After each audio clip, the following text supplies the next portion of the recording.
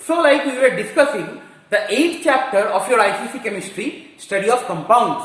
At first, we learnt about the last compound as per the syllabus, that was sulfuric acid. Then we have learned about the second last compound, that was nitric acid. Now we will discuss about ammonia. I believe everyone knows the formula of ammonia, that is NH3, right? Now, in chemical bonding chapter, you have learnt about the electron dot diagrams of ammonia. Like nitrogen has 5 valence electrons, I am writing in this way, and hydrogen atom has 1 valence electrons, so I am writing hydrogen atoms here, 3 hydrogen atoms, here 1 hydrogen atom, here and here 1, right?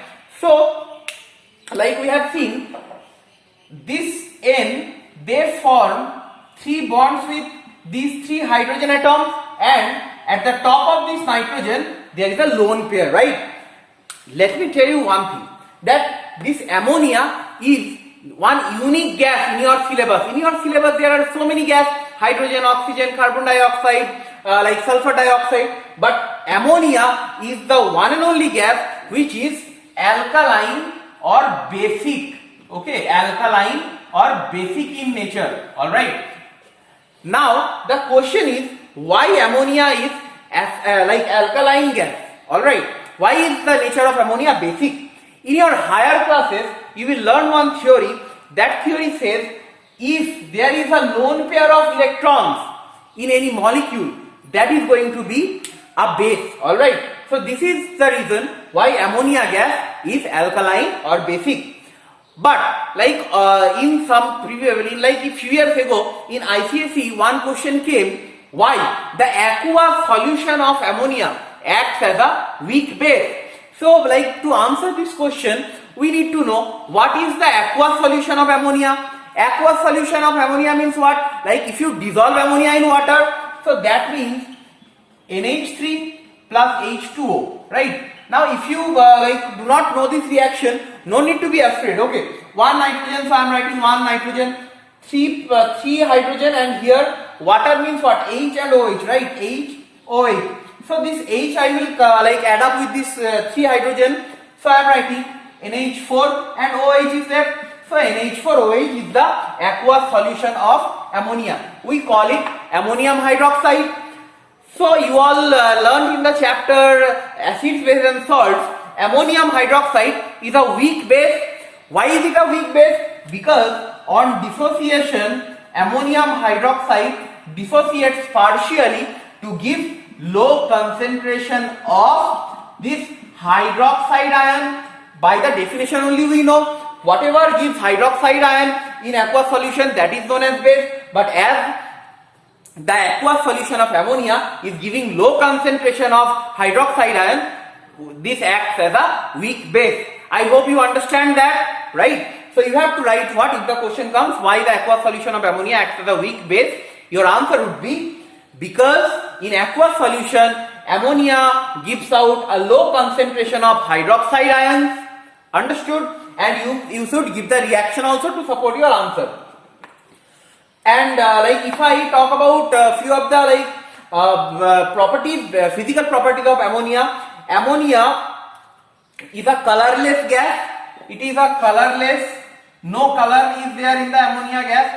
Colorless, pungent smelling. Okay, this is very important when you will be writing observation for ammonia. Pungent smelling, colorless, and if you talk about the taste, it is bitter in taste, because we all know like all the bases or alkalis, they are bitter in taste, whereas like acids are sour in taste, right? So colorless gas, pungent smelling gas, bitter gas, alkaline gas, right? And like the rest of the properties we will discuss afterwards. Now after this, what we have to learn is the lab preparation of ammonia, alright? So like before we start the lab preparation of ammonia, let me rewind you, let me take you back to the chapter acid, base and salt, where we have learned only one reaction of bases. We have learned that any alkali, if it reacts with any ammonium salt means what? Like ammonium chloride, ammonium sulfate, ammonium nitrate, ammonium carbonate, any ammonium, right? alkali plus any ammonium salt, that gives out ammonia gas, right? Plus one salt, because in alkali there is a hydroxide, so one metallic atom is there, and ammonium, one anion is there, so this together comes out as a salt, right? And plus water. So based on this reaction, we are going to learn the lab preparation of ammonia. Okay, the reagents we take, I am starting with their common name. We take sol ammoniac, all right, sol ammoniac and flaked lime, all right, sol ammoniac and flaked lime. How many of you have heard about sol ammoniac? What? No. Well, let me tell you, sol ammoniac is nothing but ammonium chloride. This is the common name of ammonium chloride. So you must know about sol ammoniac. And flaked lime is nothing but calcium hydroxide. All right. So, based on this equation, I am just filling up the equation based on ammonium chloride and calcium hydroxide. So the alkali we use is what? Calcium hydroxide. So I am writing calcium hydroxide here, and what is the ammonium salt we are taking here? Sol ammoniac. So I am writing here ammonium chloride. Ammonium chloride, ammonia gas has to be produced because that is what we are preparing by this method. Let's see what is the salt being produced. Okay, see here calcium, the cation, and in the ammonium salt the anion is what? Chlorine, right? So calcium and chlorine, they will give out a salt. What is the salt which formed by calcium and chlorine? Calcium chloride, right? CaCl2, right? Because calcium is bivalent metal and chlorine's valence is 1. So calcium chloride and water. Okay, now if you balance this reaction as 2 atoms of chlorine, so you have to make 2 atoms of chlorine this side also. In that way, you have made 2 nitrogen atoms, so we have to balance that, and here it will be 2 hydrogen atoms. So this is basically the equation for lab preparation of ammonia. Alright, now if you observe the diagram here, we have taken these 2 reagents inside a tilted round bottom flask, right? Of course we have a clamp here to hold this tilted flask. Okay, so anyway, we have taken one tilted flask, and inside the tilted flask my flaked lime and sol ammoniac is there. Both are solid in nature, right? And here I have given heat. So in the reaction also we will show the heat. Okay, so if the mixture of flaked lime and sol ammoniac is heated together, ammonia gas is found, right? Acha, now you must be thinking, why have we taken this base, this alkali calcium hydroxide? Cannot we take any other base like NaOH, KOH? Yeah, of course we can take, but in the lab preparation, NaOH, KOH we do not use, but we use CaOH whole 2, flaked lime. Why? Because calcium hydroxide is cheap. It is not costly. So you can buy spending less amount of money. That is why we use calcium hydroxide. But this sodium hydroxide and potassium hydroxide, they are not cheap. That is why we use flaked lime, not sodium hydroxide or potassium hydroxide. Okay. Now the question is, why do we take ammonium chloride when we have so many ammonium salts, ammonium nitrate, right? The problem with ammonium nitrate is explosive in nature, and more or less ammonium nitrate or ammonium nitrite, they get decomposed. Ammonium nitrate or ammonium nitrite, NH4NO2 is nitrite, NH4NO3 is nitrate, right? Ammonium nitrate. As we are heating this mixture, so if they get heat, they decomposes, they gets broken down into N2O plus 2H2O. Now see here one oxygen is less from nitrate to nitrite. So here it will be N2 plus 2H2O. Anyway, these reactions like are not there in the chapter ammonia, but you must know the other ammonium nitrate or ammonium nitrite, they get broken down, they get decomposed in the like presence of heat. That is why we cannot use ammonium nitrate or ammonium nitrite, but we use what? Ammonium chloride. Moreover, this like ammonium nitrate, that is explosive in nature, so we do not want any explosion inside the lab, right? That is why we do not use ammonium nitrate in the lab preparation of ammonia. All right. Now another question. Now the question is like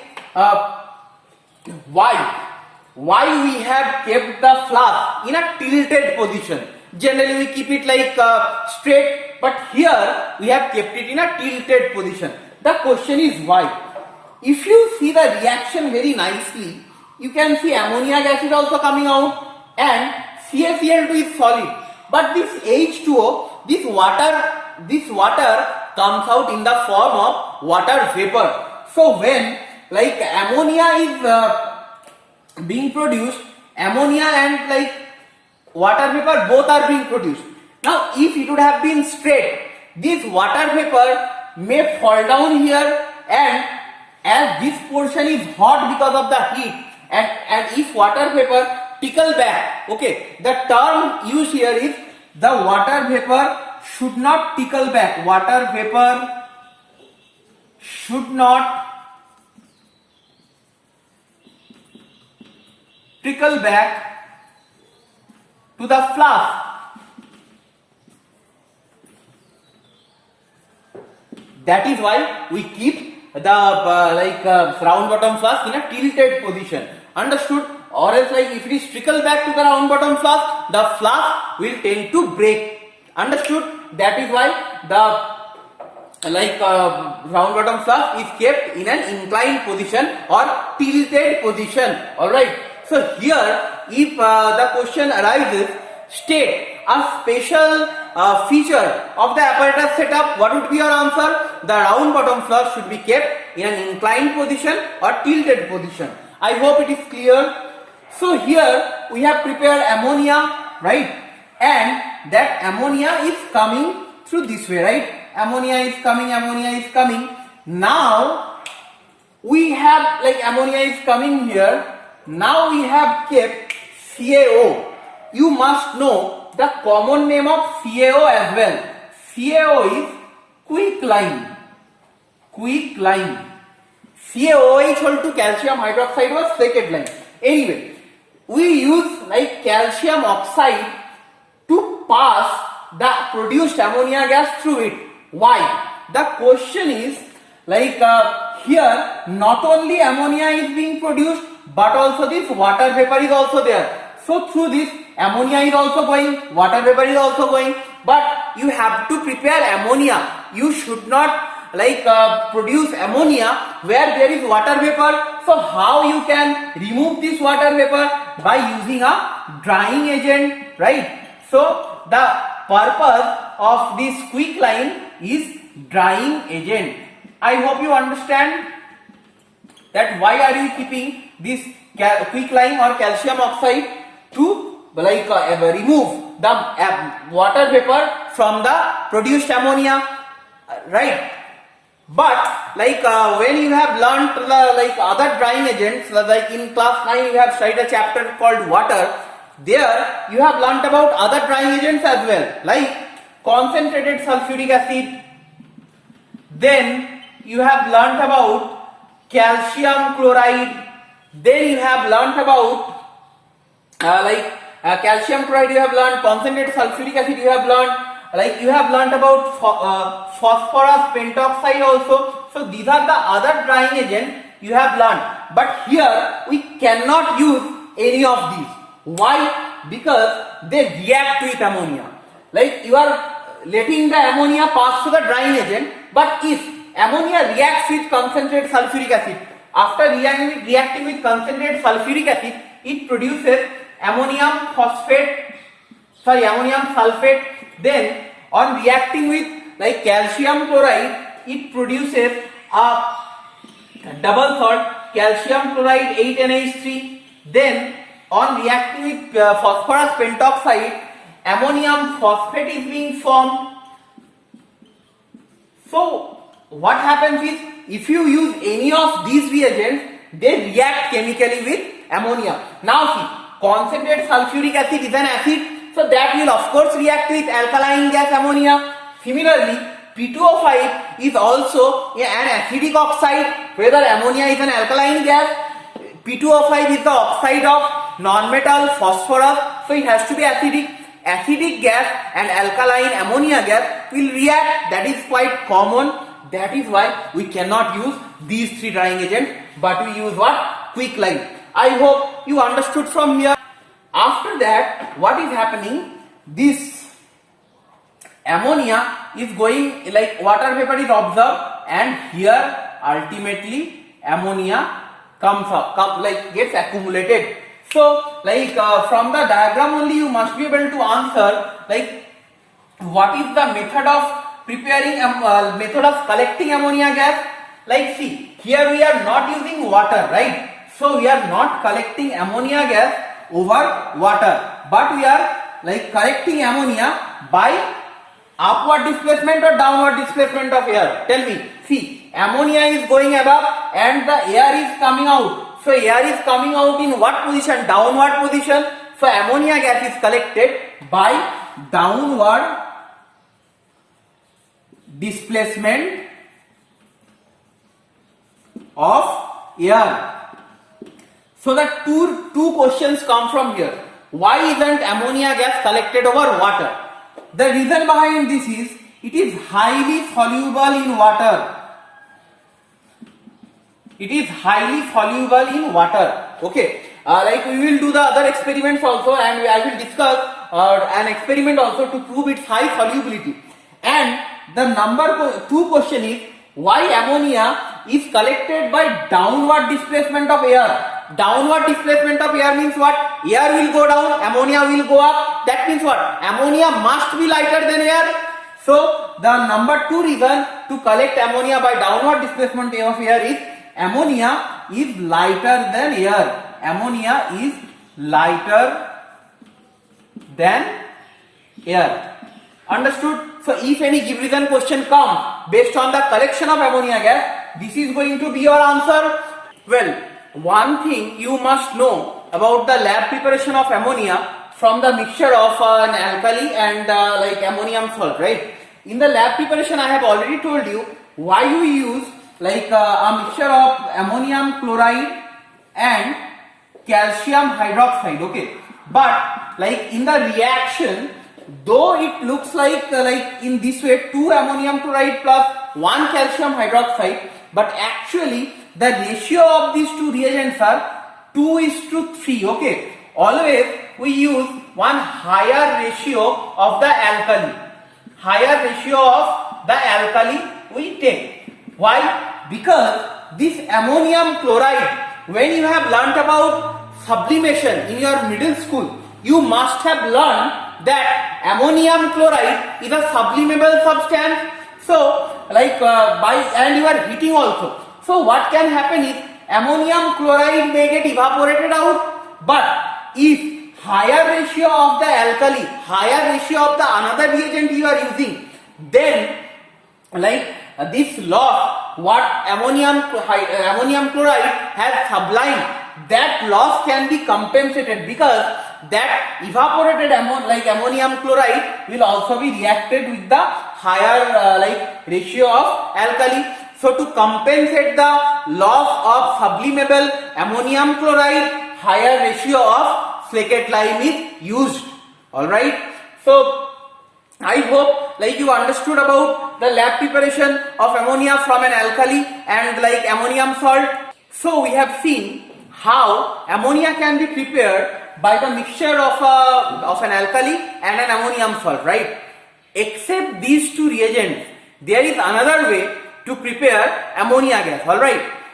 If you take any metallic nitride, alright, what I am saying is metallic nitride TRIDE. Nitride means what? Nitrogen 3 minus radical, right? Metallic nitride. Suppose you take the metal magnesium, right? So magnesium's valency is 2 and nitrogen's valency is 3. So the formula of magnesium nitride will be Mg3N2. The formula of calcium nitride will also be same, Ca3N2.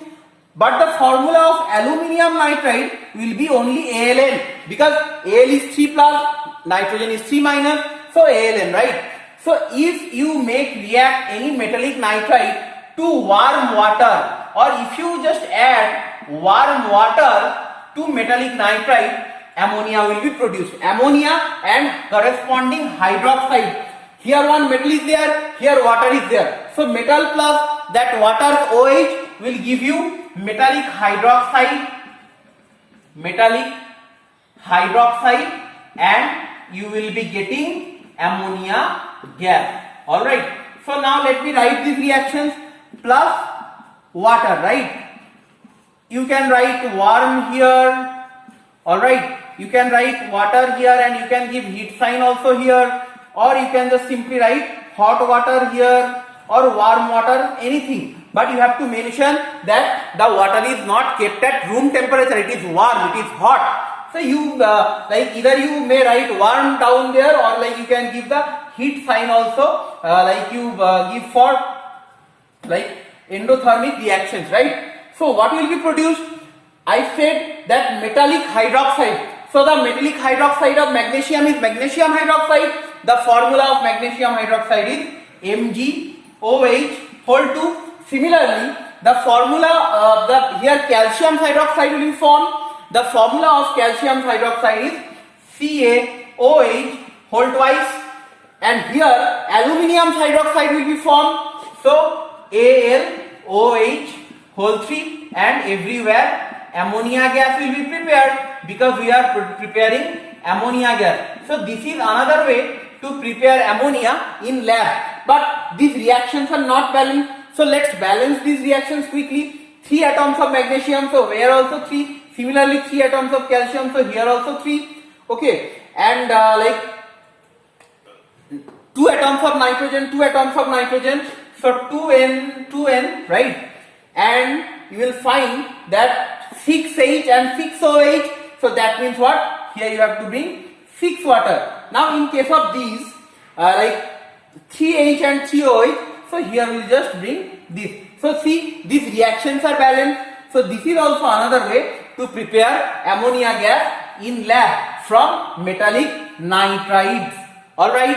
So one way is to prepare by heating the mixture of any alkali and ammonium salt, and another way of like preparing ammonia in lab is warm water to be added in metallic nitride. So I hope you understood like how ammonia can be produced in the 2 ways in a lab, right? Well, like we have collected ammonia gas not over water, but by the downward displacement of air. I told you about 2 reasons, right? One is like ammonia is highly soluble in water and ammonia is lighter than gas. Now we will do one very beautiful experiment, beautiful and colorful experiment to prove 2 things. First thing is that high solubility of ammonia, high solubility of NH3 in water, and the second thing we will prove by this experiment is ammonia is an alkaline or basic gas. Alkaline gas. Okay. The name of the experiment is fountain experiment. Fountain experiment. Alright. So like let me tell you about the apparatus setup of this experiment. One inverted round bottom flask is kept by the support of a stand. Like I am not drawing the stand because like you understand, like without any support it cannot be held like that. So there is a stand what is like supporting this inverted round bottom flask, and one like pipe or one delivery tube is through that round bottom flask, and this round bottom flask is airtight, and inside that round bottom flask we have ammonia gas. Alright, we have what gas?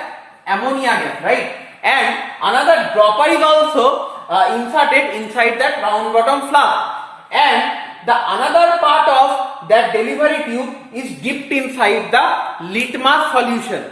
So if we are doing this experiment for ammonia, then the litmus solution has to be red. All right. If you are doing this, then you have to take red litmus solution, because you know alkalis make the red blue, right? So for the fountain experiment for ammonia, we will be taking red litmus solution. This fountain experiment we will be learning for like hydrogen chloride gas as well, because hydrogen chloride is also highly soluble in water, okay, like ammonia. But here alkaline gas, so number 1 is same, it is also highly soluble, and number 2 it is not alkaline but acidic nature. So when we will be learning about hydrogen chloride gas, here we will be taking blue litmus solution. Anyway, let's see what is happening for ammonia. So by the use of the dropper, if we just press it, then one drop of water will come out from here, and in that one drop of water, ammonia will be dissolved. So what will happen? As this like round bottom flask is airtight, no air can go out. So like whatever ammonia is there, the volume of ammonia will decrease, as like ammonia will be like dissolved in this one drop of water.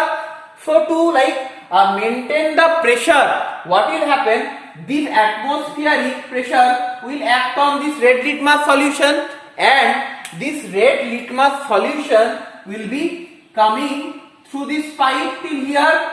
But when it will come out of the like delivery tube, then that red litmus solution will come in contact with what? This ammonia gas, and this red litmus will turn into a beautiful blue color fountain. Understood? So this is all about fountain experiment. So what the things we can prove by fountain experiment? High solubility of ammonia in water, and if we do it for hydrogen chloride gas, we will say high solubility of hydrogen chloride gas in water, and for ammonia, like red litmus will turn into blue, so alkaline gas. If we do it for hydrogen chloride gas, we will be observing like red fountain, because acids turn blue litmus red. For ammonia, it is blue fountain, right? And for hydrogen chloride, it is red fountain. So I hope you understand what are the things to what are the things to be learned from this fountain experiment. All right.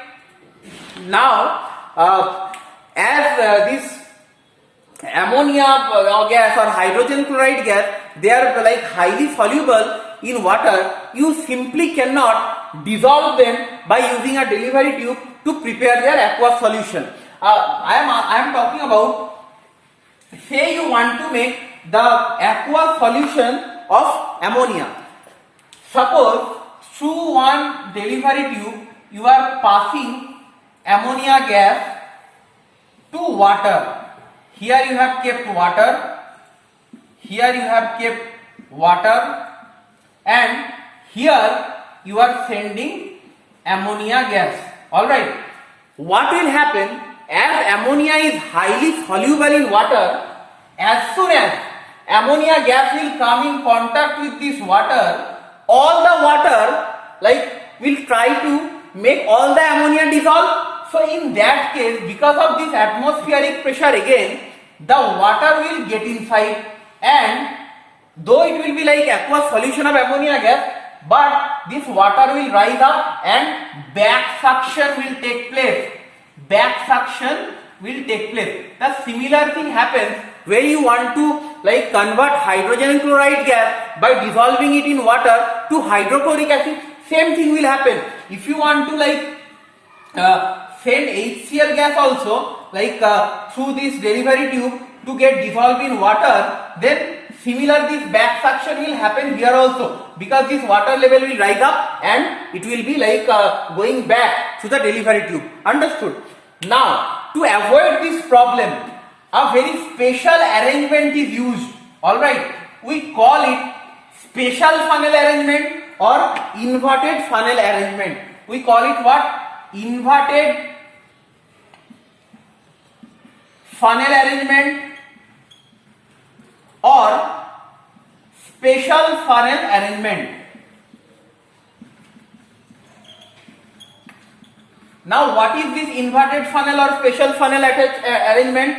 Suppose you have a delivery tube here, alright, but at the end of the delivery tube you make one flask type of structure, okay, and then you like bring that inverted funnel in contact with the water to like make the ammonia dissolve. But here this funnel will not be in contact with that like water, alright. So how the diagram will look? In this way. Suppose you have a funnel here, alright, and here is the water surface, and here you can send NH3 also, HCl also. Why are we learning this together? Because both are like soluble, highly soluble in water. So when these like either NH3 or HCl will come through this way, so as like they are highly soluble, this water will rise up, okay, and this water will started filling this funnel part. Because of this atmospheric pressure is acting, on the water level, so water will rise up. But when so much of like water will be inside that and so much of ammonia gas or hydrogen chloride gas will be dissolved, then due to gravity this water will fall down again. So like one continuous this up and down thing will be happening of the water, and gradually it will be turning into an aqueous solution of ammonia, alright, and for HCl it will be turning into the hydrochloric acid. So I hope you understand why inverted funnel is used, right, to prepare the aqueous solution of any highly soluble gas like ammonia or hydrogen chloride to prevent back suction. Alright, from these terms the question comes, these all are keywords, okay. Why inverted funnel arrangement is used? To prevent back suction. Name the special arrangement used to like dissolve ammonia gas in water to prepare aqueous solution of ammonia. Inverted funnel arrangement. Name the special feature of the apparatus setup to prepare hydrochloric acid by dissolving hydrogen chloride gas. Your answer would be inverted funnel arrangement, okay. So I hope you understood till here.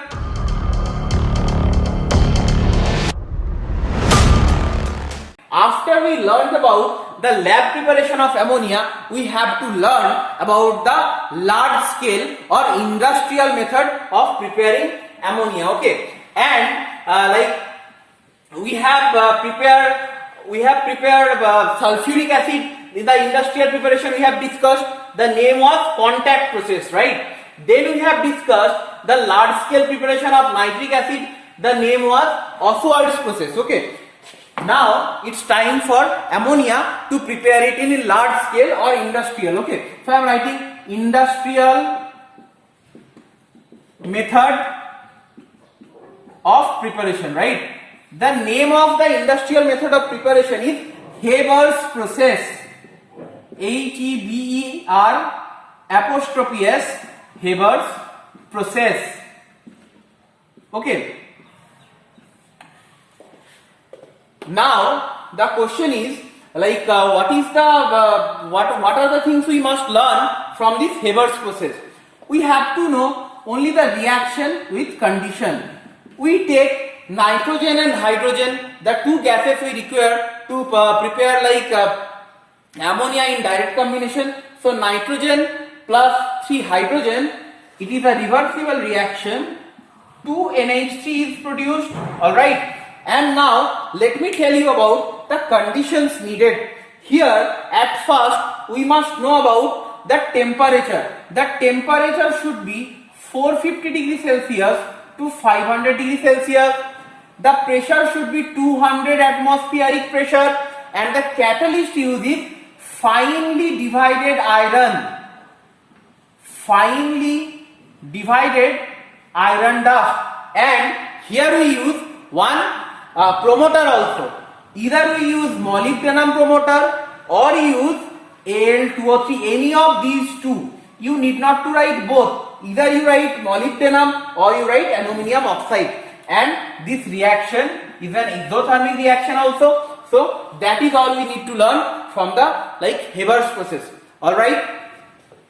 So the name also may be asked in the question, name the process to prepare ammonia in large scale, name the method of preparing ammonia industrially. So your answer would be Haber's process. H you have to write in capital letter because Haber is also a name of a scientist. All right. That is all from the industrial preparation of ammonia.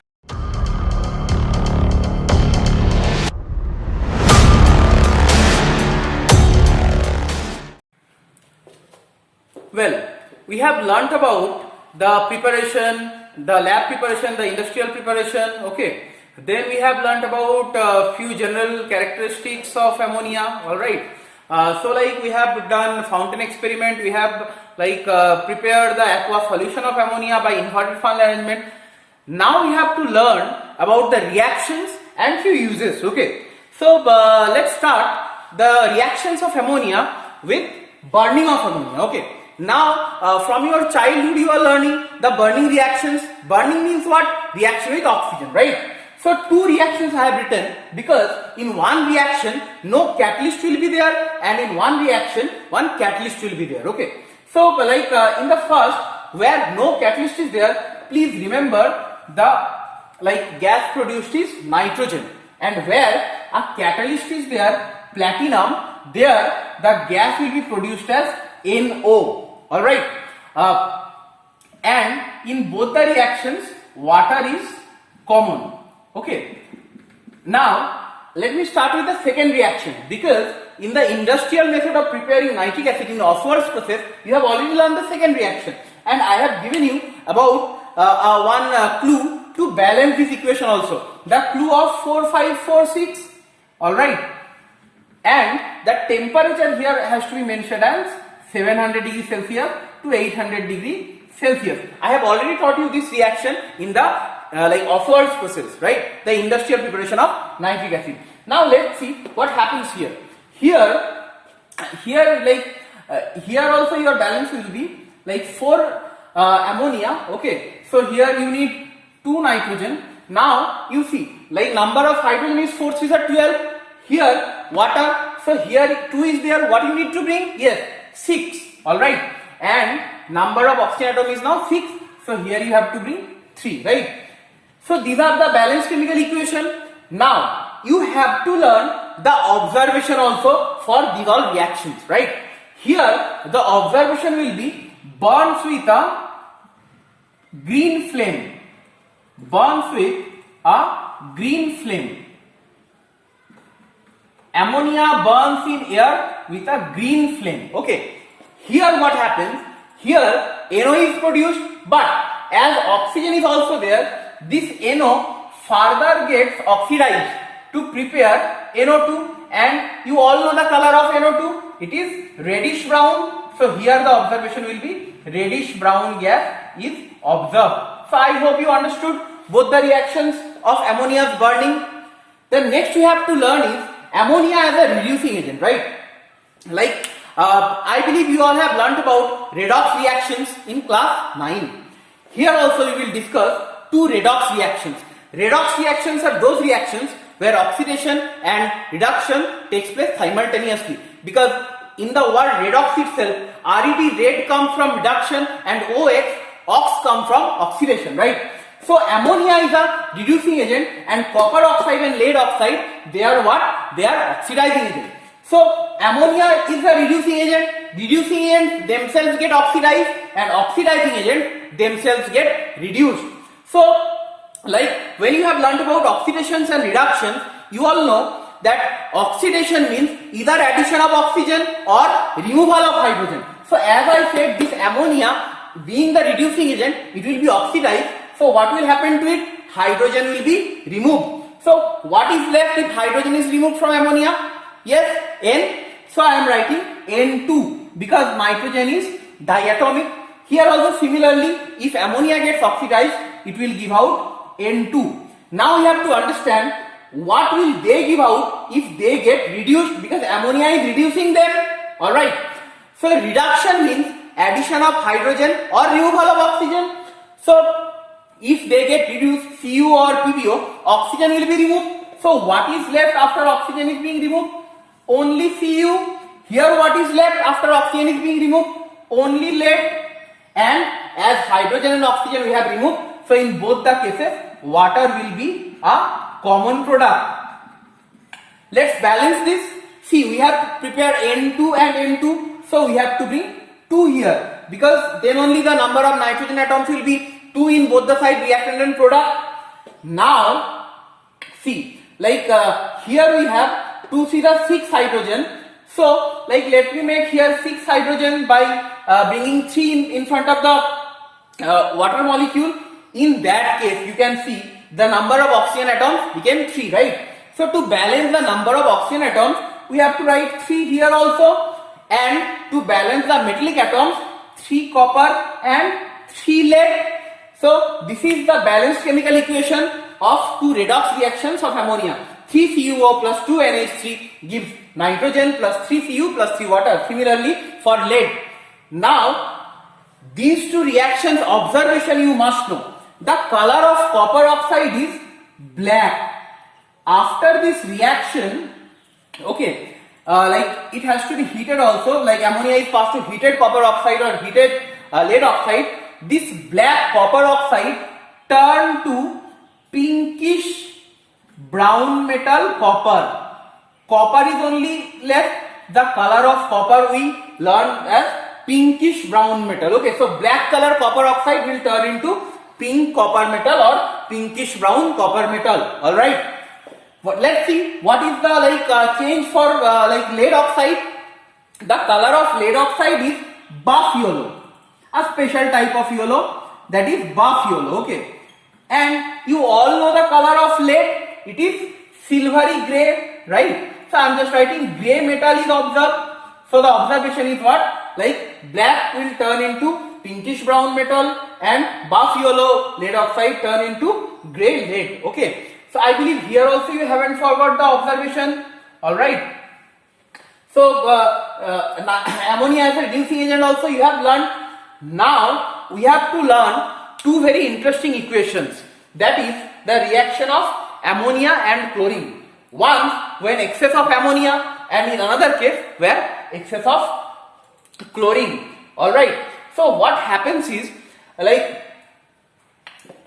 these reactions when excess ammonia is there, like in both the reactions chlorine will be 3. Okay, chlorine will be 3 because see NH3, so 3 chlorine will be there. Alright, now let me make the product part first, then I will come to the balance.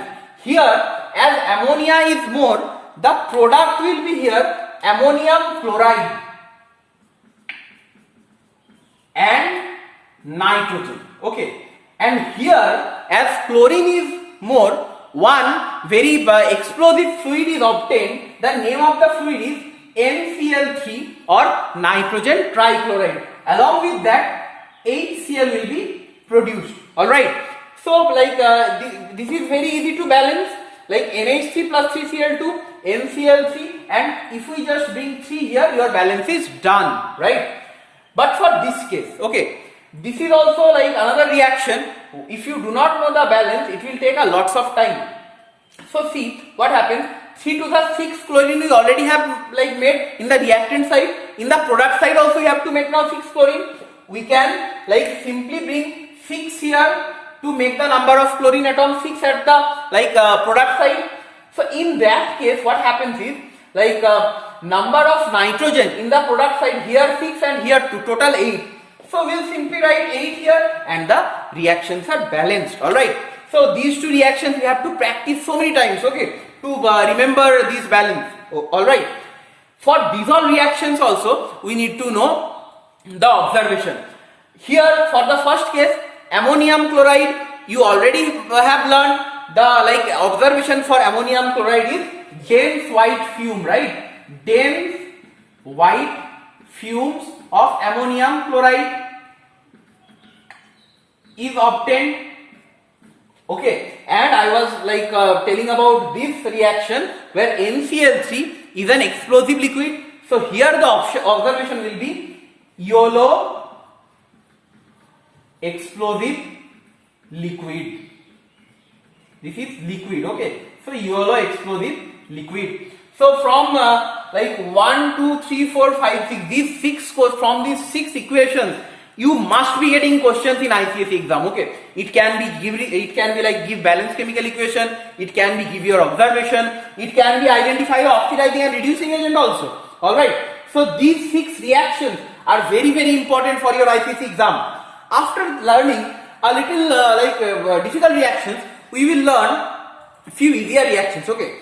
We'll start with ammonia with hydrogen chloride gas.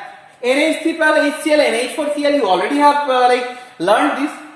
In the identification also it is being said, a glass rod dipped in concentrated hydrochloric acid, if is brought near to ammonia gas, dense white fumes of ammonium chloride is formed.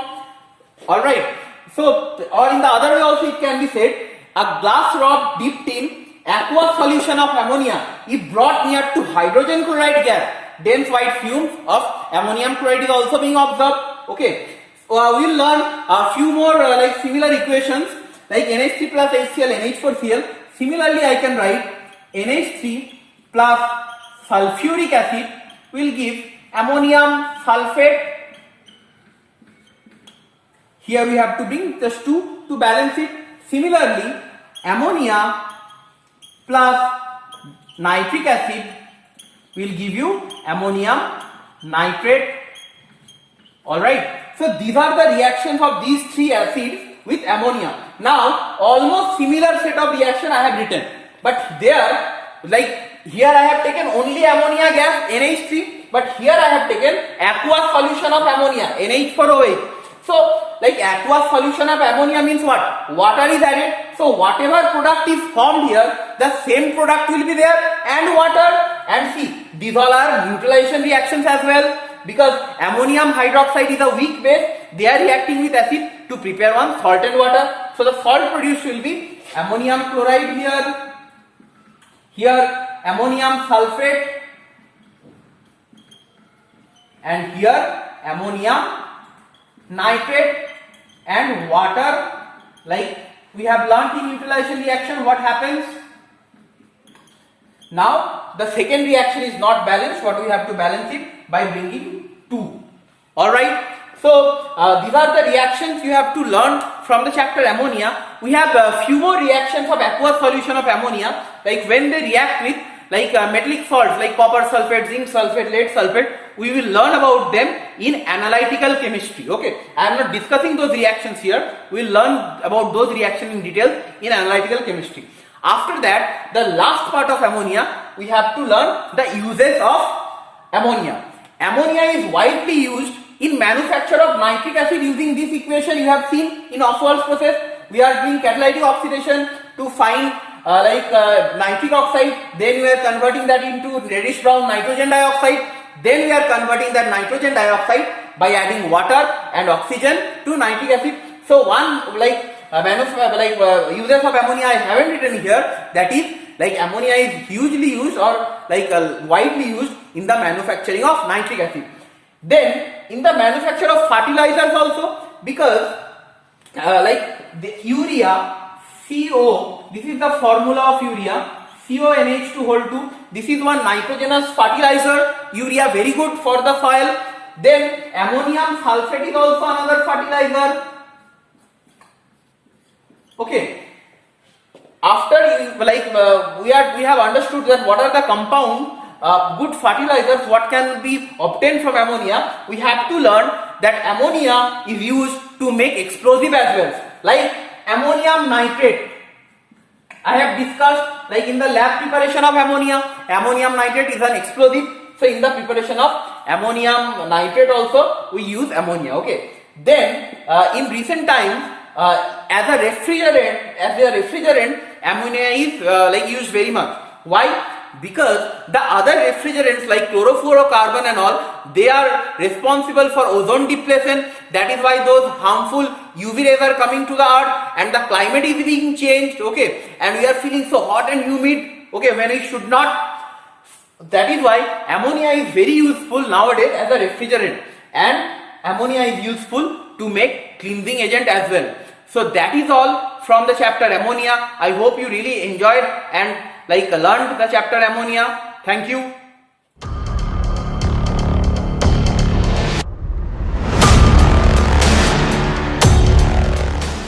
So we are left with only one compound from the 8th chapter, study of compounds. We have to learn the first compound now, hydrogen chloride.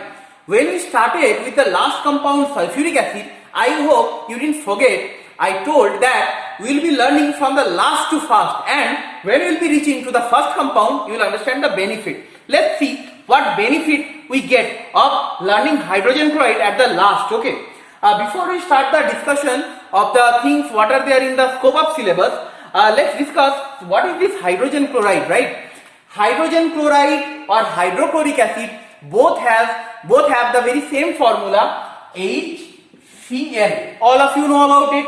Now, how many valence electrons are there in chlorine?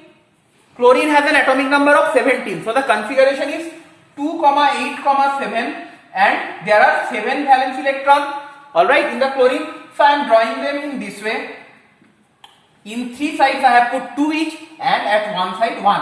And it combines with hydrogen which has only 1 valence electron. So here one single bond is formed and the lone pair remain as it is. Alright. Anyway, so this is the structure of hydrogen chloride. This is a polar covalent compound. We have discussed this in chemical bonding as well. So when this HCl is dissolved in water, we get HCl acid. Alright. In ammonia, I have already told HCl is highly soluble in water, hydrogen chloride gas. Now let's start with the lab preparation of hydrogen chloride gas. Okay. Now the reactions and all we have already discussed in the chapter sulfuric acid. In sulfuric acid we have learned sulfuric acid, concentrated sulfuric acid is a non-volatile acid. Okay, non-volatile, or you can say least volatile acid. That means it does not evaporate out, right? It does not come out just like that. Based on this property, we have used concentrated sulfuric acid in the preparation of another volatile acid, nitric acid. Similarly, here we are going to use concentrated sulfuric acid to prepare hydrogen chloride gas. Now, from the concentrated sulfuric acid, H comes and you need one reagent from where the chloride ion will come. So I am writing here H2SO4 concentrated, and tell me what reagent you can take where the chloride is there. Yes, sodium chloride. So I am writing sodium chloride plus H2SO4 concentrated. You must not forget to mention concentrated sulfuric acid. Okay, plus HCl. What will be the another product? From here Cl has gone, from H2SO4 concentrated H2SO4 one H has gone. So here one H is left, one SO4 is left, and here Na is left. So the product will be NaHSO4. Now, if you observe the diagram, in a reading I have mentioned heat. So that means what? There must be an important role of temperature, like we have done in the preparation of nitric acid. The temperature must be below 200 degrees Celsius. And in the chapter nitric acid only I have explained to you, if the temperature is more than 200 degrees Celsius, in place of sodium bisulfate, Na2SO4 will be formed, which forms a hard crust and so on. Wastage of fuel, glass apparatus may tend to break. These points are also there. So you understand, we have already discussed this point. Okay, now there is a very special feature of this apparatus setup. If you look at the diagram, this is the Thissell funnel, right? Through the Thissell funnel, we add concentrated sulfuric acid, and you must be observing some solid particles are they are in the down. These solid particles are what? NaCl. These solid particles are NaCl, and we are pouring that liquid concentrated sulfuric acid through the Thissell funnel. Here the important condition of the apparatus setup is the end part of the Thissell funnel should be dipped inside the acid. Like you can see, this is the layer of acid and the thistle funnel is dipped inside the acid. If it does not happen, what is the problem? Like HCl gas will be coming out. HCl gas will be coming out, right? When the reaction will be done, then this HCl gas can go out from this thistle funnel and can come out. So what you are preparing, that will be wasted. That is why you must always ensure the end part of the thistle funnel should be dipped below the layer of the acid. So here HCl is being produced. Now like HCl is coming through here. Here I have written concentrated sulfuric acid. What is the purpose of this concentrated sulfuric acid? It acts as a drying agent here.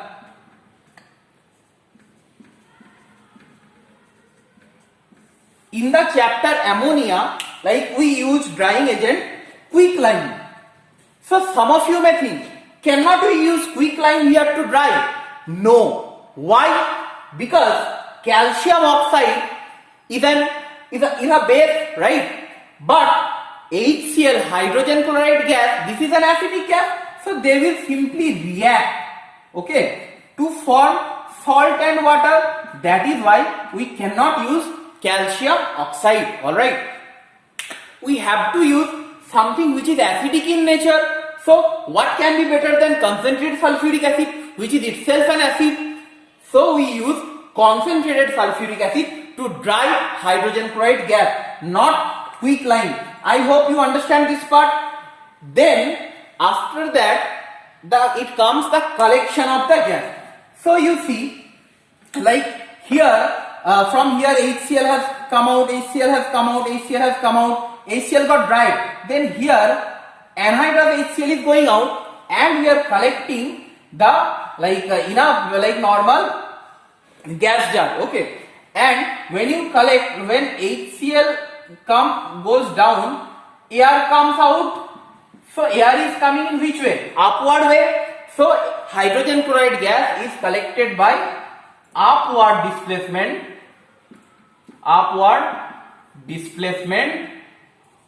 of air.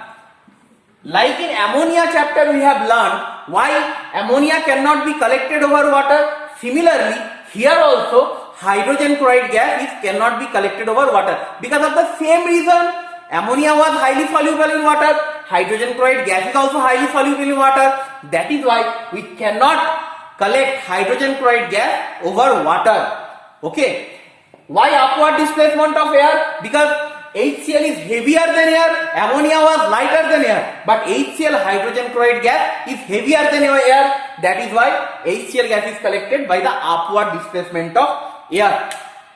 So I hope you understand about the lab preparation of hydrogen chloride gas.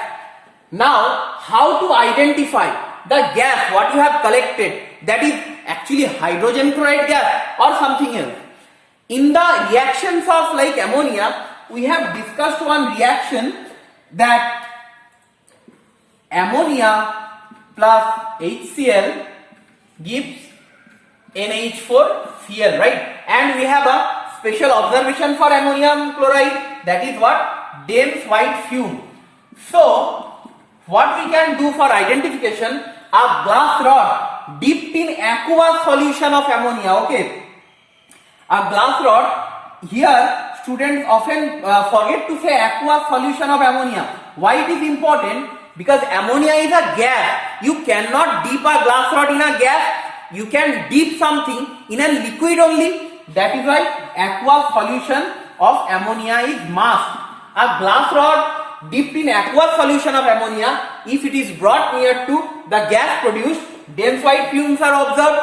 So that means the gas must be hydrogen chloride gas. This is the identification. And if you do the same identification for ammonia gas, you have to say a glass rod dipped in concentrated hydrochloric acid. If you say only hydrochloric acid, the reaction won't happen.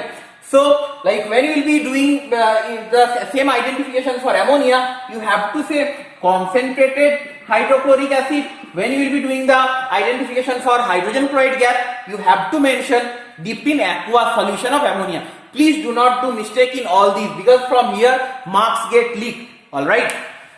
So that's all about the identification of hydrogen chloride gas, right? Now we have to prepare hydrochloric acid from hydrogen gas. How to do that? If you dissolve hydrogen chloride gas in water, you will be getting hydrochloric acid. But in the ammonia chapter only we have discussed, we cannot do it by simply one delivery tube. Why? Because then back suction will take place, I have told you, right? So here also we have to use one inverted funnel arrangement. Regarding this also I have discussed in ammonia chapter. Inverted funnel arrangement to be used to prevent back suction. Inverted funnel arrangement, right? To prepare hydrochloric acid from hydrogen chloride gas by dissolving it in water, to prevent back suction, so that back suction does not occur. After that we have the very same experiment what we have learned in ammonia, fountain experiment, right? Just like we have learned in the chapter ammonia, fountain experiment is done to prove two things. One is high solubility, and in ammonia we have done to express or to understand that ammonia is alkaline in nature. For HCl is acidic in nature. So here these are the two properties of hydrogen chloride gas what can be demonstrated by the help of fountain experiment. Just only one difference from the chapter ammonia. In the chapter ammonia, the litmus solution we have used, that was of red color, and when the fountain came out it was blue. Here it will be opposite. We will be using blue litmus solution to be used, right? And you know acid turns litmus from blue to red, so the fountain will be red fountain. This is the only difference of fountain experiment from ammonia. Understood? So I believe you understood fountain experiment for both ammonia and hydrogen chloride gas. Now we have to learn that simple acidic reactions of HCl. Hydrogen chloride is an acidic gas and hydrochloric acid is an acid, right? So that will respond to all the reactions of acid, whatever reactions we have learned in the chapter acid spaces, all those reactions will be given by hydrochloric acid, by dilute hydrochloric acid. I want to mean that the reaction with alkalis or bases, number one, bases or alkali, that will be the neutralization reaction. You all have learnt about that. Then we have learnt with the reaction active metals to get hydrogen gas, right? Then we have done with carbonate or bicarbonate, metallic carbonate or bicarbonate to give out CO2 gas. Similarly, we have learned the reaction of sulfide or bisulfide that give out sulfur dioxide gas. Again, we have learned the reaction of dilute acid with metallic sulfides that give out what gas? Hydrogen sulfide gas. So are you understanding what is the benefit of learning hydrogen chloride gas at the last? Because all these reactions you have learned somewhere, right? After that, we have to learn that two specific reactions of hydrochloric acid or any chloride that is used for identification of chloride ion also. Two reactions. One reaction is with lead nitrate and another reaction is with silver nitrate. Those reactions are double decomposition reactions or precipitation reactions. With silver nitrate aqueous, it has to be silver nitrate solution. If hydrochloric acid reacts, it will form what? AgCl plus HNO3. Now this AgCl is a white PPT, white precipitate.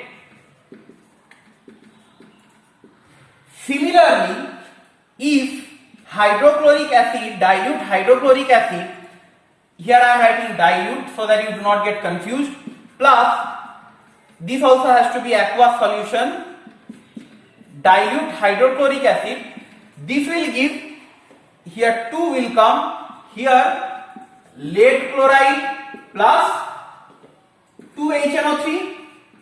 This lead chloride is also a white precipitate. Okay, so if you get white precipitate like on adding silver nitrate solution or lead nitrate solution, that can be chloride. But how to confirm that that is chloride? This AgCl, it dissolves. It dissolves in excess ammonium hydroxide solution. So if that happens, see this is the number 1, but if number 1, if you get white precipitate, that means what? Chloride may be present, okay? But if the precipitate dissolves in excess ammonium hydroxide solution, that means silver chloride was the precipitate and Cl minus ion is confirmed. The reaction can happen with any chloride, NaCl, KCl, with like any chloride, the reaction will be same, not only with dilute hydrochloric acid. Now, what about this lead chloride? Lead chloride is an exciting salt, okay? Why? Because like it is a precipitate in cold water. Precipitate means what? Insoluble, right? But if you heat lead chloride, it will dissolve. So I am writing dissolves on heating. In the chapter acid base salt also I have told you that lead chloride is a salt which is soluble in hot water but insoluble in cold water. So if the white precipitate dissolves on heating, that means the precipitate was of lead chloride. And how did the lead chloride come? Because of this Cl minus ion. Here also the reaction can happen with any chloride. Understood? So these are the identification of dilute hydrochloric acid or any chloride ion. That's all from the chapter hydrogen chloride. I hope you have really enjoyed all the 4 compounds of this 8th chapter study of compound, and you understood why I have started with sulfuric acid and I am finishing with hydrogen chloride, because we can see most of the concepts we have already discussed before, right? I hope you really enjoyed it. Thank you.